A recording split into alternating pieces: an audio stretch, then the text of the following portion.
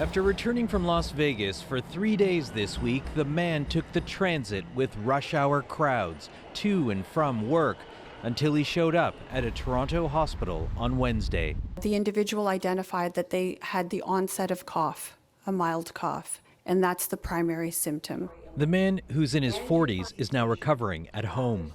Health officials say the risk to passengers is low, but they're now tracing who the man might have had contact with. Where he picked up the coronavirus isn't clear. Las Vegas doesn't have a known outbreak.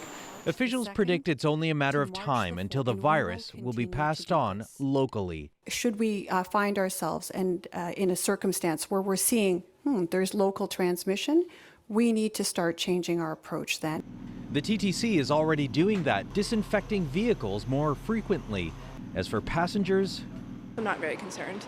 It's sad for those who are getting affected by it, but I don't think we need to do a world panic. And every time, even when traveling home, you're wondering, if the person sitting close to me is infected. Security guard had it, and yeah, that was whack, but he handled it properly. He went, isolated himself and all that. If Toronto continues to see unexplained cases, it could change the definition of who's at risk and who should be tested or even retested.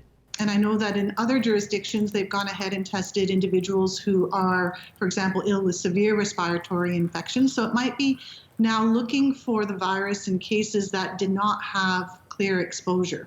Dr. Mubaraka is among the scientists tapping into $27 million in new federal research money to study how long this coronavirus survives in the air and on surfaces, a key unknown for officials trying to prevent more transmissions. Vic Adopia, CBC News, Toronto.